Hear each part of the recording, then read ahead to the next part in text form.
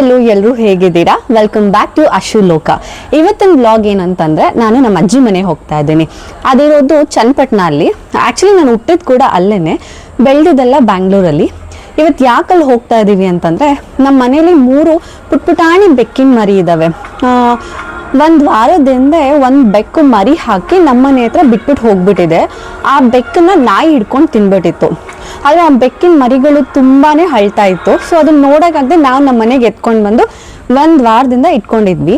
But ನನ್ನ ಮಗ ಇರೋದ್ರಿಂದ ಅವನ ಹತ್ರ ಬೆಕ್ಕು ಇಟ್ಕೊಳಕ್ಕಾಗಲ್ಲ. ಅವ್ನು ತುಳಿದ್ಬಿಡ್ತಾನೆ. ಖುಷಿಗೆ ಅದನ್ನ ಇಟ್ಕೊಳಕ್ಕೆ ಹೋಗ್ತಾನೆ, ಬಟ್ ಬೆಕ್ಕಿಗೆ ಹಿಂಸೆ ಆಗುತ್ತೆ. ಸೊ ನಮಗೂ ನೋಡ್ಕೊಳಕ್ಕಾಗಲ್ಲ ಅಂತ ಹೇಳಿ ನಮ್ಮ ಅಜ್ಜಿ ಮನೆಗೆ ಕೊಟ್ಬಿಟ್ಟು ಬರ್ತಾ ಇದ್ದೀವಿ. ನನ್ನ ಜೊತೆ ನಮ್ಮ ಅಮ್ಮ, ನನ್ನ ತಮ್ಮ ಹಾಗೆ ನನ್ನ ಕಸಿನ್ ಎಲ್ಲರೂ ಜಾಯಿನ್ ಆಗ್ತಾ ಇದ್ದಾರೆ. ಸೊ ಹಾಗೆ ಬನ್ನಿ, ನಾನು ನಮ್ಮ ಅಜ್ಜಿ ಮನೆಗೆ ಕರ್ಕೊಂಡು ಹೋಗ್ತೀನಿ. ಹಾಗೆ ಅಲ್ಲಿ ನನ್ನ ಕಸಿನ್ದು ಹೋಟೆಲ್ ಇದೆ, ಹೋಟೆಲ್ ಕಾಂತಾರ ಅಂತ. ಆ ಹೋಟೆಲಿಗೂ ಕರ್ಕೊಂಡು ಹೋಗ್ತೀನಿ. ಇಲ್ಲಿ ನೋಡಿ ಎಷ್ಟು ಕ್ಯೂಟ್ ಆಗಿದೆ ಈ ಬೆಕ್ಕಿನ ಮರಿಗಳು. ನೋಡ್ತಾ ಇದ್ರೆ ವಾಪಸ್ ಕೊಡಕ್ ಮನ್ಸೇ ಆಗ್ತಾ ಇಲ್ಲ. ಹೌದು ಚಿನ್ನ, ಸೇಮ್ ನನ್ನ ಮಗನ್ ತರನೇ ಇದೆ, ಕ್ಯೂಟ್ ಆಗಿ ಅಲ್ಲ ಚಿನ್ನ?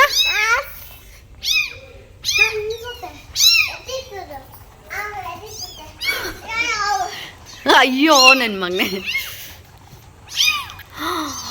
ಅದು ಆ್ಯಕ್ಚುಲಿ ನಾವು ಮನೆಗೆ ತೊಗೊಂಡು ಬಂದಾಗ ಕಣ್ಣೇ ಬಿಡ್ತಾ ಇರಲಿಲ್ಲ. ಇವಾಗ ನೋಡಿ ಟಬ್ಬಿಂದನೇ ಆಚೆ ಬರ್ತಾ ಇದ್ದಾವೆ. ಅಷ್ಟು ದೊಡ್ಡದಾಗೋಯ್ತು 1 ವಾರಕ್ಕೇನೆ. ಆ್ಯಕ್ಚುಲಿ ನಾವು ಇನ್ನೊಂದು ಬೇರೆ ಟಬ್ ಇಟ್ಟಿದ್ವಿ. ಆ ಟಬ್ಬಿಂದ ಎಲ್ಲ ಆಚೆ ಬಂದು ಮನೆಯಲ್ಲೆಲ್ಲ ಓಡಾಡ್ತಾ ಇತ್ತು. ಅದಕ್ಕೆ ಟಬ್ ಚೇಂಜ್ ಮಾಡಿದ್ವಿ, ಸ್ವಲ್ಪ ದೊಡ್ಡದಿಟ್ವಿ. ಇವಾಗ ಈ ಟಬ್ಬಿಂದನೂ ಆಚೆ ಬರ್ತಾ ಇದೆ. ನೋಡಿ ನೋಡಿ, ಇವನಿಂದನೇ ವಾಪಸ್ ಕೊಡ್ತಾ ಇರೋದು.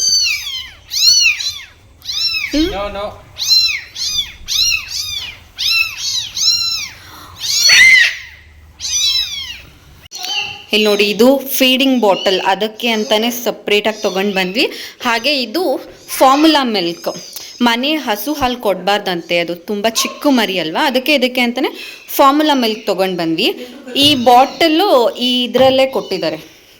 ಈಗ ಇದನ್ನು ಎಲ್ಲ ತೊಗೊಂಡು ನಮ್ಮ ಅತ್ತೆ ಮನೆಗೆ ಕೊಡಬೇಕು. ಹಾಯ್ ಎಗ್ಗು, ಎಲ್ಲಿ ಹೋಗ್ತಾ ಇದೆಯಾ?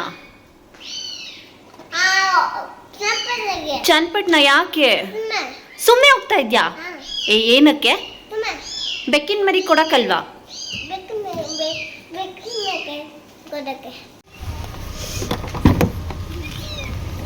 ಹತ್ತು.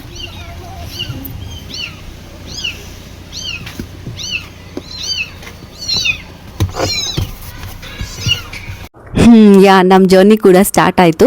ನಾನು ನನ್ನ ಮಗ ತುಂಬಾ ಎಕ್ಸೈಟ್ ಆಗಿದ್ದೀವಿ. ಬಿಕಾಸ್ ನಮ್ಗೆ ಆಚೆ ಹೋಗೋದಂದ್ರೆ ತುಂಬ ಇಷ್ಟ. ಯಾಕಂದರೆ ನಾವು ಮೋಸ್ಟ್ ಆಫ್ ದ ಟೈಮ್ ಮನೇಲೇ ಇರ್ತೀವಲ್ವಾ. ಸೊ ಈ ಥರ ಏನಾದ್ರು ಚಾನ್ಸ್ ಸಿಕ್ಕಿದ್ರೆ ಸಾಕು ಹೊರಟ್ಬಿಡ್ತೀವಿ. ಏನು ಫ್ರೆಂಡ್ ಸಿಟಿಗೆ ಬಂದ್ಬಿಟ್ಟಿದ್ಯಾ? ಹಿಂದೆ ಕುತ್ಕೊಬೇಕು ತಾನೆ ಅಮ್ಮನ ಜೊತೆ. ಅಷ್ಟೊಂದು ದೊಡ್ಡವನಾಗ್ಬಿಟ್ಟಿದ್ಯಾ ನೀನು? ಅಮ್ಮನ್ ಬಿಟ್ಬಿಟ್ಟು ಮುಂದೆ ಕುತ್ಕೊಳ್ಳೋ ಅಷ್ಟು? ಅವ್ನ್ ಎಷ್ಟು ಚಿಕ್ಕ ಮಗು ಇದ್ದ ಗೊತ್ತಾ, ನನ್ನ ಜೊತೆ ನನ್ನ ತೊಡೆ ಮೇಲೆ ಹಿಂದೆ ಸೀಟಲ್ಲಿ ಕುತ್ಕೊಳ್ತಾ ಇದ್ದ. ಇವಾಗ ನನ್ನನ್ನು ಬಿಟ್ಬಿಟ್ಟು ಫ್ರಂಟ್ ಸೀಟಲ್ಲಿ ಬಂದು ಸೀಟ್ ಬೆಲ್ಟ್ ಹಾಕೊಂಡು ಆರಾಮಾಗಿ ಕುತ್ಕೊಳ್ತಾನೆ. ಇವಾಗ ನನ್ನನ್ನು ಬಿಟ್ಟೇ ಬಿಟ್ಟಿದೆ, ನನ್ನ ಜೊತೆ ಕೂರೋದೇ ಇಲ್ಲ ಹಿಂದೆ. ಅಲ್ಲ, ಅವ್ನು ನಿನ್ನೆ ಮೊನ್ನೆ ಇನ್ನು ಚಿಕ್ಕ ಪುಟಾಣಿ ಮಗು ಇದ್ದ. ಈಗ ನಮ್ಮ ಮನೇಲಿ ಬೆಕ್ಕಿನ ಮರಿ ಇದೆಯಲ್ಲ, ಆ ತರ ಇದ್ದ. ಇವಾಗ ಹುಲಿ ಮರಿ ಆಗ್ಬಿಟ್ಟಿದ್ದಾನೆ. ನೀವು ಹುಲಿ ಮರಿನಾ?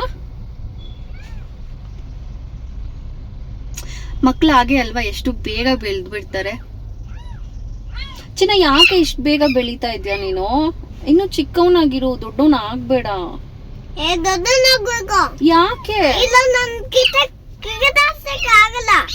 ಅವನ್ನ ಸ್ವಲ್ಪ ಏನಾದ್ರು ಮಾತಾಡ್ಸಿದ್ರೆ ಅವ್ನು ಏನೇನೇನೇನೋ ಮಾತಾಡ್ಬಿಡ್ತಾನೆ, ಏನು ಅರ್ಥ ಆಗಲ್ಲ. ಆದ್ರೆ ಕ್ರಿಕೆಟ್ ಆಡಕ್ಕಾಗಲ್ವಾ? ಸರಿ, ಇವಾಗ ಬೆಕ್ಕಿನ ಮರಿ ಬಿಟ್ಬಿಟ್ಟು ಬರ್ತೀವಿ ನಾವು ಚನ್ನಪಟ್ಟಣದಲ್ಲಿ. ನೀನು ಬಿಟ್ಬಿಡ್ತೀವಿ ಅಲ್ಲೇನೆ.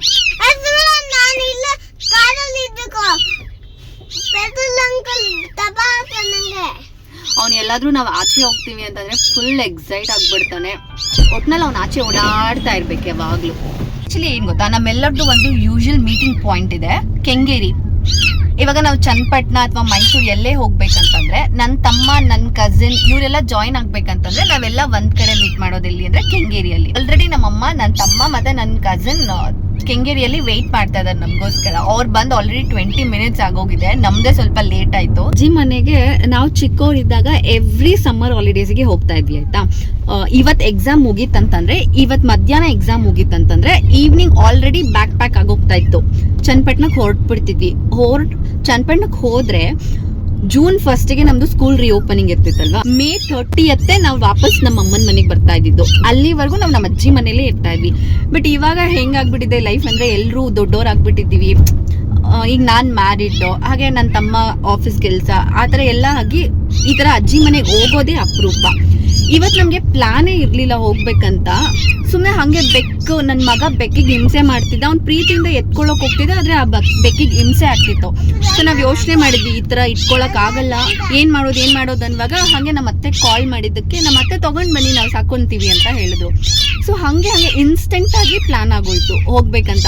ಸೊ ನಾವು ಹೋಗ್ತಿದ್ದೀವಿ ಅಂತ ನನ್ನ ತಮ್ಮಂಗೆ ಕರೆದೆ. ನನ್ನ ತಮ್ಮಂಗೆ ಆಫೀಸ್ ಲೀವ್ ಇತ್ತು ಅಂತ ಅವನು ಬರ್ತೀನಿ ಅಂದ. ಅವನ ಜೊತೆ ನಮ್ಮಮ್ಮ ನಾನು ಬರ್ತೀನಿ ಅಂದರು.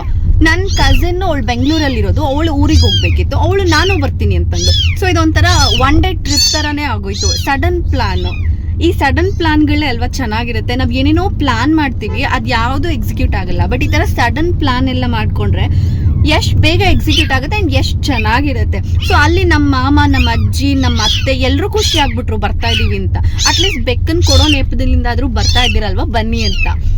ಸೊ ಇವತ್ತು ಆ್ಯಕ್ಚುಲಿ ಒಳ್ಳೆ ಫನ್ ಡೇ ಅಂತ ಅನಿಸ್ತಿದೆ. ಇಲ್ಲಿ ಬರ್ತಿರೋರು ನನ್ನ ತಮ್ಮ, ನಮ್ಮಮ್ಮ, ಹಾಗೆ ನನ್ನ ಕಸಿನ್ ಚುಮ್ಮಿ.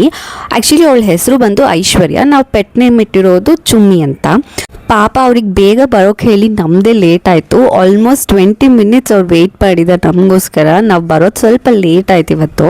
ನಮ್ಮಮ್ಮ ಯೂಶ್ವಲಿ ಎಲ್ಲೂ ಬರೋದಿಲ್ಲ ಆಯಿತಾ, ಬಿಕಾಸ್ ಅವ್ರ ಹತ್ರ ಹಸುಗಳಿದ್ದಾವೆ. ಬೆಳಗ್ಗೆ ಸಂಜೆ 2 ಟೈಮ್ ಕೂಡ ಹಾಲು ಹಾಕಬೇಕು ನಾವು ಡೈರಿಗೆ. ಸೊ ನಮ್ಮಮ್ಮ ತುಂಬ ಬ್ಯುಸಿ ಇರೋದ್ರಿಂದ ಬರೋಲ್ಲ. ಬಟ್ ಇವತ್ತು ಅವ್ರು ಏನೋ ಸಡನ್ನಾಗಿ ಅವರಷ್ಟಕ್ಕೆ ಅವರೇ ನಾನು ಬರ್ತೀನಿ ನಿಮ್ಮ ಜೊತೆ ಅಂತ ಹೇಳಿದ್ರು.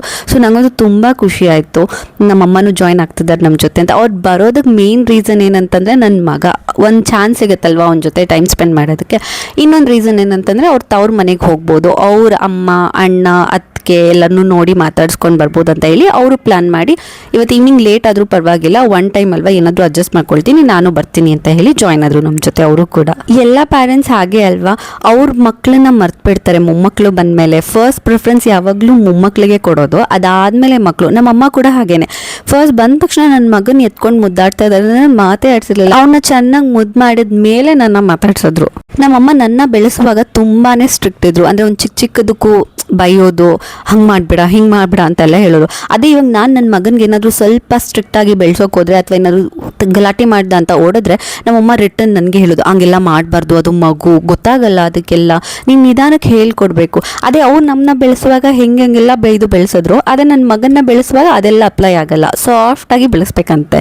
ಸೊ ಲೈಫಲ್ಲಿ ಪರ್ಸ್ಪೆಕ್ಟಿವ್ಸ್ ಹೇಗೆಲ್ಲ ಚೇಂಜ್ ಆಗುತ್ತೆ ಅಲ್ವಾ. ನಾವು ಮಕ್ಕಳಾಗಿದ್ದಾಗ ಒಂಥರ, ನಾವು ಪೇರೆಂಟ್ಸ್ ಆದಾಗ ಒಂಥರ, ಅದೇ ನಾವು ಗ್ರ್ಯಾಂಡ್ ಪೇರೆಂಟ್ಸ್ ಆದಾಗ ಒಂಥರ. ಸೊ ಲೈಫ್ ತುಂಬಾ ವಿಚಿತ್ರ ಅನಿಸುತ್ತೆ. ನಮ್ಮ ಅಮ್ಮನ ಫ್ಯಾಮಿಲಿ ಕಡೆ ನನ್ನ ಮಗನೇ ಫಸ್ಟ್ ಮೊಮ್ಮಗ.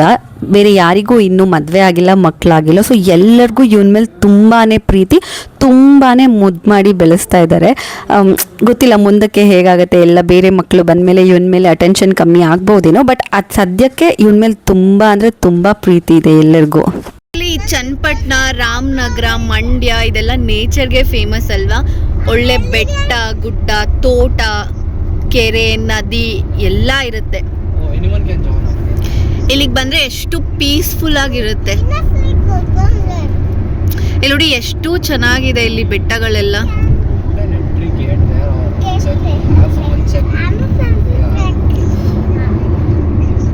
ಇಲ್ಲಿ ರಾಮನಗರದಲ್ಲಿ ಒಂದು ಫೇಮಸ್ ಟೆಂಪಲ್ ಇದೆ, ಬೆಟ್ಟದ್ದೆ, ರಾಮದೇವ್ರ ಬೆಟ್ಟ ಅಂತ.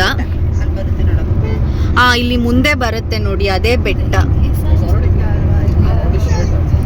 ಅಲ್ಲಿ ಟ್ರೆಕ್ಕಿಂಗ್ ಎಲ್ಲ ತುಂಬಾ ಫೇಮಸ್ ಇದೆ, ಒಂದ್ಸರಿ ಹೋಗ್ಬೇಕು ಅಲ್ಲಿ ಕೂಡ.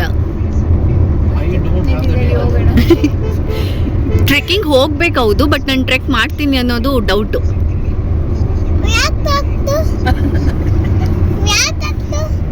ಯಾವ ಟ್ರೆಕ್ಕಾ? ಟ್ರೆಕ್ಕಿಂಗ್ ಬರ್ತೀಯ ಚಿನ್ನ ನೀನು? ಓಕೆ.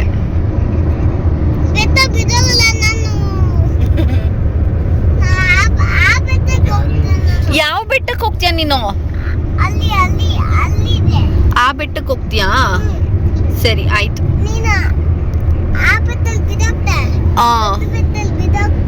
Okay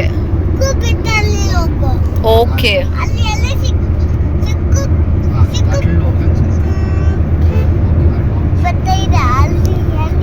okay.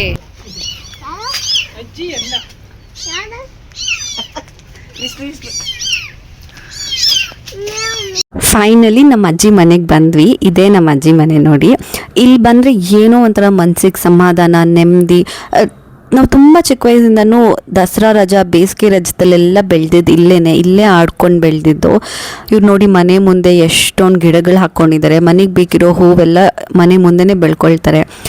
ಹಳ್ಳಿಯಲ್ಲಿ ಇರೋ ವೈಬೇ ಬೇರೆ ಅಲ್ವಾ. ಈ ವೈಬ್ ನಮಗೆ ಸಿಟಿಯಲ್ಲೆಲ್ಲ ಸಿಕ್ಕೋದಿಲ್ಲ. ಈ ಮನೆಯಲ್ಲಿ ನಮ್ಮ ಅವ್ವ ಅಂದರೆ ನಮ್ಮ ಅಮ್ಮನ ನಾವೆಲ್ಲರೂ ಅವ್ವ ಅಂತ ಹೇಳ್ತೀವಿ. ನಮ್ಮ ಅವ್ವ ಮತ್ತು ನಮ್ಮ ಅಮ್ಮನ ಅಣ್ಣ ಅಂದರೆ ನನ್ನ ಮಾವ, ಅವ್ರ ಹೆಂಡ್ತಿ ನಮ್ಮ ಅತ್ತೆ, ಹಾಗೆ ಅವ್ರ ಮಕ್ಕಳು ಚುಮ್ಮಿ ಬಾಸು. ಸೊ ಇಷ್ಟು ಜನ ಇರ್ತಾರೆ. ಬೈ ಗಾಡ್ಸ್ ಗ್ರೇಸ್ ನನ್ನ ಚೈಲ್ಡ್ಹುಡ್ ತುಂಬಾ ಚೆನ್ನಾಗಿತ್ತು ಇವ್ರುಗಳ ಜೊತೆ. ನನಗೆ ಯಾವುದು ಬ್ಯಾಡ್ ಮೆಮೊರೀಸ್ ಆ ಥರ ಎಲ್ಲ ಇಲ್ಲ. ನಂಗೆ ಟಾಕ್ಸಿಕ್ ಆ ಥರ ಏನೂ ಇಲ್ಲ. ತುಂಬ ಚೆನ್ನಾಗಿ ಇತ್ತು. ಎಲ್ರಿಗೂ ಈ ಅದೃಷ್ಟ ಇರೋದಿಲ್ಲ ಅಲ್ವಾ. ಇದು ಇನ್ನೊಂದು ಏನು ಗೊತ್ತಾ, ನನಗೂ ಈ ವಿಷಯ ಗೊತ್ತಿರಲಿಲ್ಲ. ಇದು ಚಿಕ್ಕ ಮರಿ ಇದೆಯಲ್ವಾ, ಇದು ನ್ಯಾಚುರಲ್ ಆಗಿ ಯೂರಿನೇಟ್ ಮಾಡಲ್ವಂತೆ. ಇದ್ರ ಜೆನಿಟಲ್ಸ್ನ ಈ ಥರ ರಬ್ ಮಾಡಿದ್ರೆ ಅದು ಯೂರಿನ್ ಮಾಡುತ್ತಂತೆ. ಸೊ ಇದು ನನಗೂ ಹೊಸ ವಿಷಯ, ನಂಗೆ ಗೊತ್ತೇ ಇರಲಿಲ್ಲ. ಇಲ್ಲಿ ನೋಡಿ ಸ್ವಲ್ಪ, ಇಲ್ಲಿ ನೋಡಿ ಇವರು ಅದನ್ನು ಒಂದು ಕಾಟನ್ ಬಟ್ಟೆ ತೊಗೊಂಡು ಇದ್ರ ಜೆನಿಟಲ್ಸ್ನ ರಬ್ ಮಾಡ್ತಾ ಇದ್ದಾರೆ. ಈ ಥರ ಮಾಡಿದ್ರೆ ಅದು ಯೂರಿನ್ ಮಾಡುತ್ತಂತೆ. ಆ್ಯಕ್ಚುಲಿ ನನ್ನ ಹಸ್ಬೆಂಡ್ ಬಂದು ಇದಕ್ಕೆ ಅಮ್ಮ ಆಗಿಬಿಟ್ಟಿದೆ, ಬೆಕ್ಕಿನ ಮರಿಗಳಿಗೆ. ಅದಕ್ಕೆ ಹಾಲು ಕುಡಿಸೋದು, ಹ್ಯಾಂಡ್ ಫೀಡ್ ಮಾಡ್ತಾ ಇದ್ದಾರೆ, ಹಾಲು ಕುಡಿಸೋದು, ಈ ಥರ ಯೂರಿನ್ ಮಾಡಿಸೋದು ಎಲ್ಲ ಇವರೇ.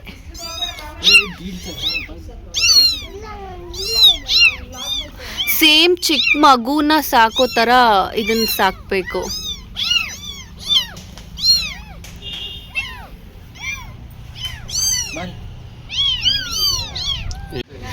ಇಲ್ಲಿ ನೋಡಿ, ಚಿಕ್ಕ ಮಕ್ಕಳಿಗೆ ಫಾರ್ಮುಲಾ ಮಿಲ್ಕ್ ಮಿಕ್ಸ್ ಮಾಡಿ ಕೊಡಿಸ್ತೀವಿ ಅಲ್ವಾ, ಆ ಥರ ಇದಕ್ಕೂ ಫಾರ್ಮುಲಾ ಮಿಲ್ಕ್ನ ಈ ಥರ ಬಾಟಲಲ್ಲಿ ಹಾಕಿ ಮಿಕ್ಸ್ ಮಾಡಿ ಇವಾಗ ಫೀಡ್ ಮಾಡಬೇಕು.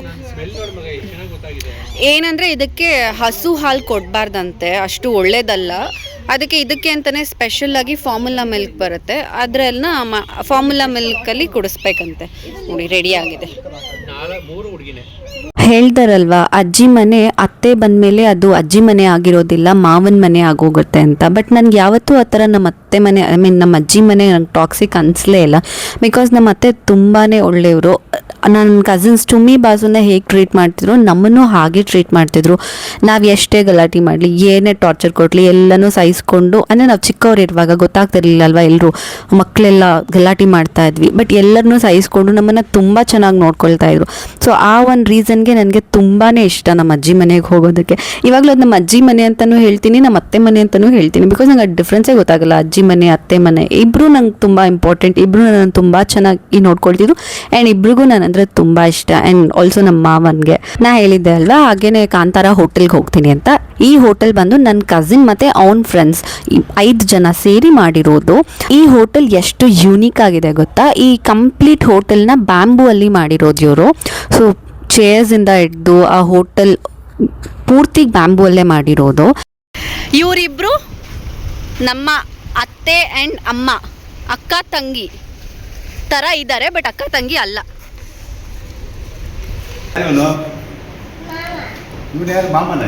ಅಲ್ಲ, ನೀವು ಇವ್ರನ್ನ ಹಗ್ ಮಾಡಿದ್ದಕ್ಕೆ ನೀನು ಯಾರು ಚಿನ್ನ? ಹೇಳು ಅಲ್ಲಿ ತಾತಂಗೆ.